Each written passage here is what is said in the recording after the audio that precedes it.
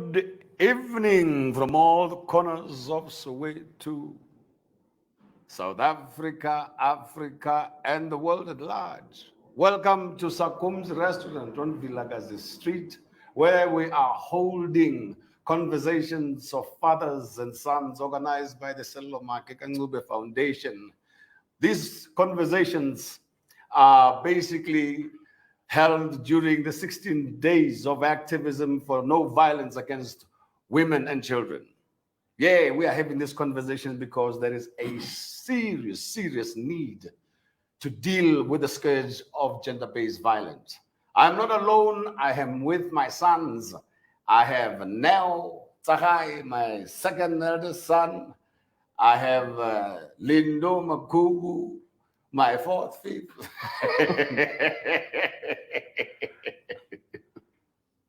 The fourth of my children. Ladies and gentlemen, we've been having fun. This is our fifth edition of these conversations, and we've been having fun so far, and we've been getting lessons. Our guest this evening is not with us in studio, so we are connecting in the air, but you will be seeing him. I won't be seeing him, I won't be feeling him, but we will be conversing. And our conversation today is we're going to be dealing with the tools of dealing with toxic masculinity. We are going to have these conversations so that we get enlightened on how we can better men's behavior, how we can change from bad to worse. Follow us on Twitter. Our hashtag is Sello, MKN_sons changing attitudes. Sello, MKN_sons do good to be good. Bongile, our guest, are you there? Can you hear us? Yeah, I can hear you guys. How are you? How are you, my brother, and your audience? Thank you very much, man. Yeah. No, thank you, man. Thank you, Bongile, and thank you, man, for accepting our invitation. You know, with these discussions and conversations that we are trying to hold in order to connect fathers and sons in dealing and conversing about these issues pertaining to masculinity. And if you don't mind, I mean, can you introduce yourself a little bit more, you know, to the viewers out there? No, I'm Bongile Mkhumbeni. I am an entrepreneur. I am a life coach, a business coach. I've got a company called Mahapu Holdings, which has a number of entities as subsidiaries, working with SMMEs. And I recently started, recently as part of my mission, I started an initiative called 1,000 Circles. In 1,000 Circles, our goal is to have people talk in circles for nation building, you know. Okay. One of the subsidiaries or the other organizations within 1,000 Circles is Men's Work 1,000 Circles, which gave birth to Men's Initiation Circle, which I think is relevant to, or is more in line with the conversation that we are about to have today, where we initiate men, we work with men and sons, and connecting men to their true selves and in how they show up in the world. I'm also part of MKP, which is Mankind South Africa. So I'm a member in MKP. So I'm in communities doing a lot of community development work as part of my purpose outside of my entrepreneurial ventures. No, thank you, man. Thank you for the little intro. I would like to give my sons an opportunity to, you know, greet you and, introduce themselves to you. And then after that, we'll get, working head on with the conversation. No. Hi, bra Bongile Mkhumbeni. Mkhumbeni. Mkhumbeni. Yeah. Yeah. Nice to meet you. Though you're so far from us. Yeah. Well, my name is Neo, and yeah, thank you. Yeah, please. Good evening, sir. Hi there. Okay, all right, okay. I think this is our first visual conversation, and I think it feels a bit strange to be talking to somebody not in the room, and they're used to speaking with me in the room, but they're going to be having an opportunity to find another dad somehow who's going to be telling them, giving them the tools on how to deal with toxic masculinity. My brother, how can you unpack, can you just unpack this whole, toxic masculinity thing, and also now lead us into acquiring the tools that we need to use in dealing with it? I think we can't really talk about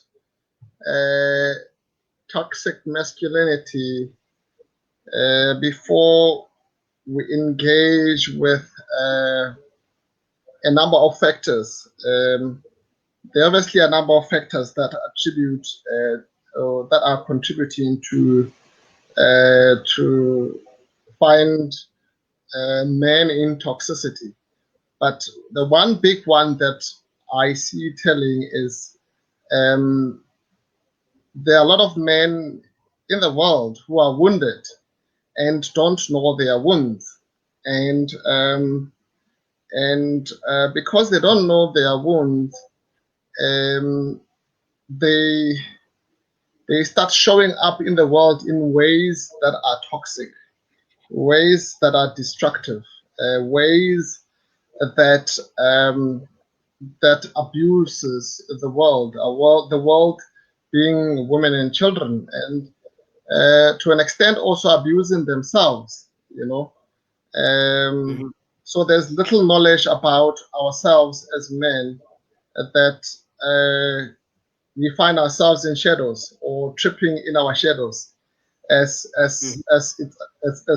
we work on these topics in our programs, and it's even worse when men are wounded to see themselves and as not be good enough in times like this after COVID, where there's a lot of unemployment amongst men, and that the situation in itself results in men carry a lot of feelings of shame, and shame obviously leads to not being good enough if you're talking to wounds. And so there are a number of wounds that men experience, and because they have gone through those, or they've experienced that hurt in their infancy, or when we were young, especially because the wounding time of our lives happens when you are between 1 and about until maybe 7 or 10. But we start seeing the reflections of those wounds when we are older, but by understanding your wound, you show up better in the world because there is that understanding. Okay, all right. Do you mind unpacking, for instance, the makeup of these wounds? Okay, I'll give you an example. As like for most fathers, especially from my experience, where my father was not present because he had to go work in the mines as a young man. As a young boy, I'd never experienced my father's warmth, and every time when we had to be close, he will not give me time. He'll always be busy. going to work and all that. That in itself, when I will demand time from him, he will not be present, and that in itself resulted in me feeling not loved,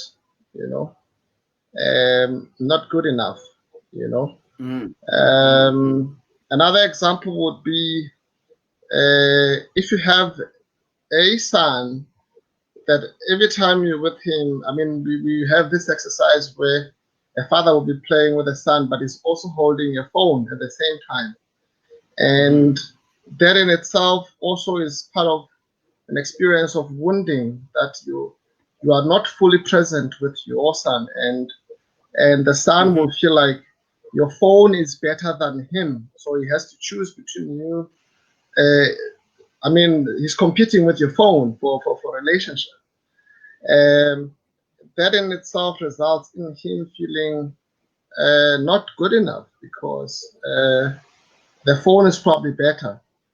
Now, what will happen is that every experience of his life that may make him feel not good enough, right, can attribute behaviors that he will not have planned. Let's say it's in a friendship with someone that tells him, "No, man, your car is not nice." I'm making an example like that. That kind of a person can get triggered so bad that he can get in a bad fight with whoever that may utter those words. In a relationship, a wife will tell him no, can be saying something innocent like,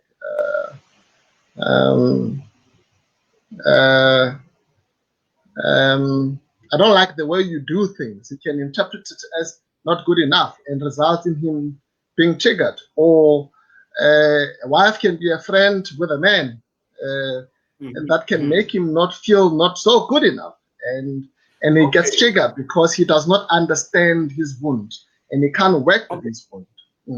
If I may come in there, but maybe what I should do is actually, before coming in, I should ask if, that my boys here, have some questions, with, so far for you. Okay. Yeah? Well, Bongile, yes, what I've noticed, I mean, with our society, at large, talking from experience, like I've seen so many guys, even probably myself as well, where we see that we seek approval, from our peers and stuff. Because you say with like the way schooling are corner with hey, you cannot uapayirele umthetho kamfazi wakho or i-girlfriend yakho noma kubonisa indlela zakho. Is it right? So stina sisenzani, we end up like now I'm not gonna take this woman's advice because of my peers have told me, which like, you know what, so what I'm saying is the seeking approval, inferiority complex, and when it comes to also what is it, ego, because of sometimes mawudila nezinto noma utshela iqiniso awufuni ukuli-accepta ngoba yini utshela yini i-girlfriend yakho uthi hayi uzomshashaya, you understand? So we end up like now kuba ne-conflict within the relationship itself, and then the only way you can deal with it is when now you have to like umfake isandla nomfazi uthi yazi ngimfake endleleni manje, you understand? So into esikhule vele in our community, black people's community, ukuthi hayi mele umshaye umfazi wabona or i-girlfriend yakho. So I just want to hear from you, Wena, what are you saying about that? Am I probably pointing the right to what? Yeah, you get societal indoctrination, which makes us develop cultures. I grew up knowing what you are talking about now. To say that if this happens, if a woman does not listen, this is supposed to happen. But I think the big thing is to understand what triggers you, what gets you to a point where you actually do that is your wound. Because you'll find that your woman will be reminding you of your little boy that was made to feel not so good enough by maybe second guessing you, or always having points in your discussion that make you feel smaller than, or and then because you get reminded like that all the time, then you find yourself being triggered most of the time, because she always challenges you to a point where you feel not so good enough, and to a point one day you get, and then I'm shying in power. But if you know that you have that wound, every time that happens, you work with your little boy or your wound. Then you don't hit your wife. Instead, you work with your wound and understand that maybe she has more information than you in some cases. Because, I mean, we're in a generation where women are even more exposed these days. They read, they go to universities, they are independent, they are exposed, That in itself, if you've always carried that wound of not being so good enough, and then you get a woman that challenges you like that, she puts you in a corner of reminding you about your wound. And you don't know about your wound, that happens. Your wound is basically a part of you hide, you suppress, and you deny. So these parts that you no, go ahead. Just finish off that thought. Yeah, these parts of you that you hide, you suppress, and you deny, they show up in ways that make you toxic, because you don't know that they are there. But when you know they are there, there's awareness in order for you to not be toxic.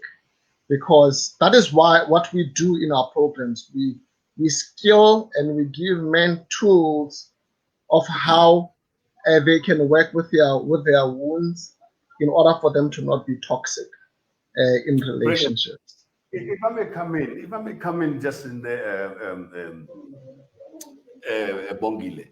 Yes. I just saw so much what you want to butt in, but I want to give Lindo, my other son, a chance, to if ever, he's got some thoughts that he would want to share with you. Okay. Bongile, I think recently I saw a quote on social media that said something to the extent of men not being necessarily loved and appreciated for who they are, as women are. But as a man, you have to have acquired something or be in a certain position or social standing, if I can put it that way. You must be a provider of some sort to gain that approval. And I think right now, where I'm at, I'm still, as a young man, trying to find my feet and experiencing life. And I think I'm at that point where, I'm sort of feeling that pressure, if I could put it that way. But it makes me somehow understand how, people like men who are unemployed, would feel in a position like that. So what would be your take on that? And in fact, before you come in, and my question actually segues into what Lindo is asking Bongile. Yes, sir. And that is, why do men find themselves, like trapped on, or sort of like on a one track?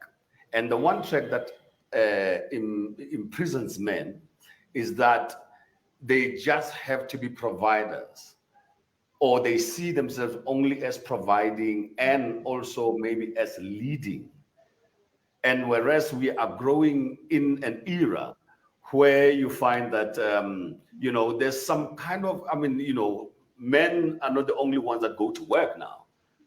Women also, find themselves women also go to work. And now, why is it difficult for us to actually adjust to this reality? I think it's basically socialization.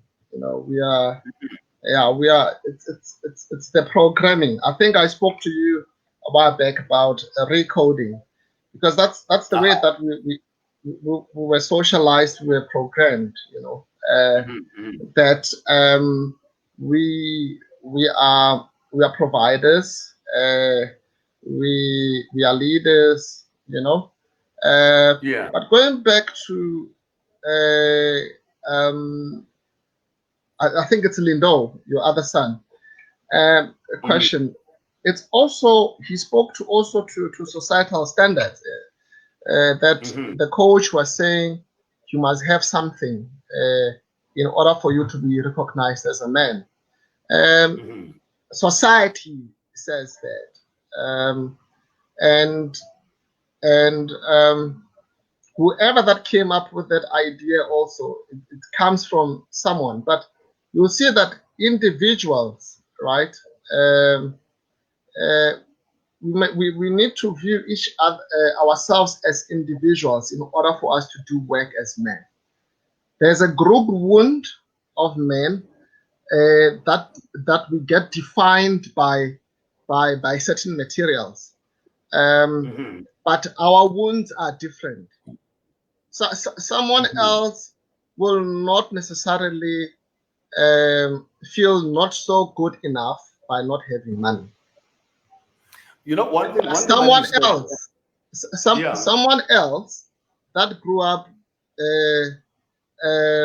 that was not wounded that way, that was wounded by those kind of definitions of money and all that, will get impacted by when we speak about money. In fact, you start seeing them shine more when they have money. Okay. Basically, I kind of liked when you spoke about recoding. Yes, yeah.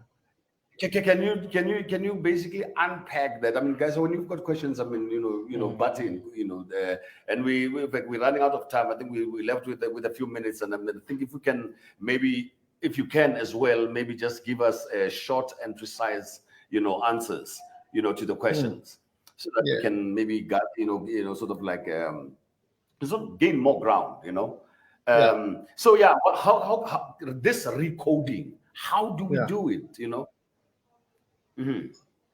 Yeah, I think firstly you need to understand the program you're running on, like computers. You have one computer, it runs on a particular program, but if you want it to run on a new program, you need to know that this one is not working. If your wound, an example will be if you are wounded to be unworthy, right, and not good enough, unloved, right, you need to record yourself differently. The program that makes you feel like you are not good enough, you change it to be good enough. The program that makes you feel unloved, to change it to be loved, and unworthy to be worthy. And once that program has changed, then the way that your outlook to the life to life will also change, because you will not be impacted by people that make you feel not so good enough. And as an example will be this. I don't want to be racial, but I wanted to use that example. Amongst from my experience, amongst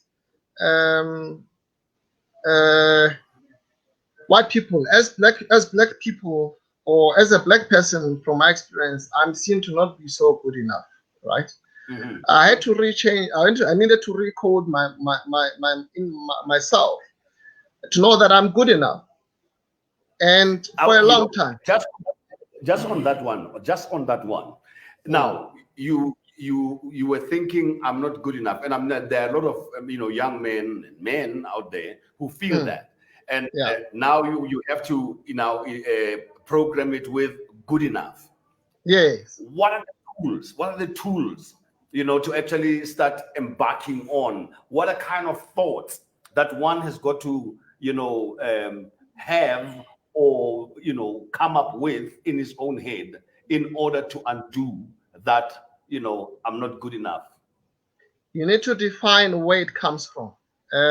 You regress back to your childhood, to the people or the situations that made you not feel so good, and the voices, the eyes that made you feel not so good enough. Once you see the root of where that comes from, you replace the voices, the eyes, with the new eyes that make you feel good enough, worthy, or all that.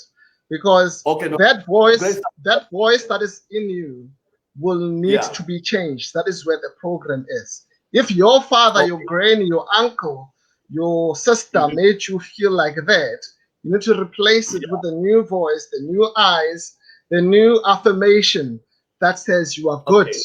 Yes, yes. No, lovely. I don't know, guys, if you've got questions. I would like to say as well, what I've, thank you, Bongile. What I can add to what he said, when it comes to the tools, the one I can just mention now, since we don't have time, I think men should continue doing good, and never repent from doing good, because of Mawins in Tekrende for Intaza, just continue doing it despite your friends or your cousins or whatever. If you feel it is good, just do it. Doesn't matter, because these two people, nisaso push life, understand? Nzoba nengosi nenzeni, nkhulisa umuzi wenu, is not for other people. So forget about amangani with bathini. So that's one of the tools I can give. No, brilliant. Lino? Yeah. I think I like actually what you said, because I'm actually, on a process of like affirming myself. I found this, these videos on YouTube where you affirm yourself daily. You reassure yourself. You do things that make you happy, and it's basically putting yourself first. So I think that as a tool is very important, because I can feel the difference that it makes in me. So thank you for that. No, brilliant, brilliant. Well, Bongile, it is very clear that you are actually imparting us with some tools and also with some lessons that we are going to have to take home. In about 30 minutes, not for 30 minutes. Aren't I just ambitious? Just ambitious that I still do have time.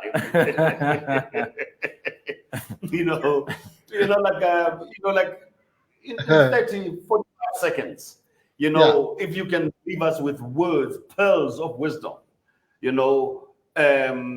regarding the tools, something that we can take home. What is it? Look, men's work, right? It's about being authentic, being open, being honest. These tools will not work when you are not honest with yourselves. Most men are told not to, we are trained not to experience all the emotions like sadness, fear, and shame. We only experience a lot of anger and happiness. So if we are authentic in that space, it becomes easier for these tools to work. No, yes.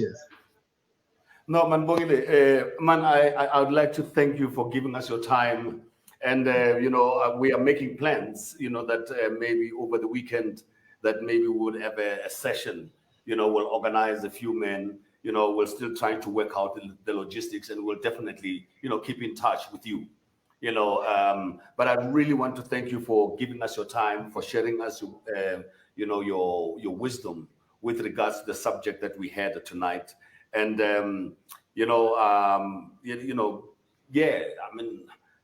this has been a worthy conversation, I think, for me, and I hope even for my boys. And guys, in few words, of wrapping up. Yeah, well, I would like to add on the tools as well. We suffer from insecurities as guys. So about your woman and stuff like that. Let me tell you something, guys. The thing which like abafazi baningi la emhlabeni. So stop killing women because of manje yakudampa or wenzani. So the only way in fair to there's hope. uzobathola mfethu abafazi baningi man. Stop killing women. That's all I can say. No, that's very interesting, Jake. That's very interesting. Lindo? Now, you know, Bongile said something that's actually making me think now about that men, you know, we operate in two emotions, which is happiness and anger, that we don't really get in touch with the sadness or the depression side. Yeah. So I think, you know, it's something to think about. No, well, this Bongileman, again, let me express, you know, my gratitude, you know, for giving us your time. And as we close the show, and we say to all the viewers out there, thank you also for, you know, sitting through this program with us and listening to words of wisdom and pearls of wisdom from Bongile Mkhumbeni. Look, I don't know whether to call it a struggle, but the fight is on. The fight is on to end gender-based violence. So please change your attitude. Do good. To be good. This is a time for us to sow seeds of change. This is a time to sow seeds of healing. This is the time to sow seeds of ending gender-based violence so that we break the cycle and we create a better life for generations to come. Our generation should be the one that creates a future for the next. Let us be that passage. Let us carry through the DNA of being good men. From me, Sello, Maake, Ncube, sayonara, goodbye.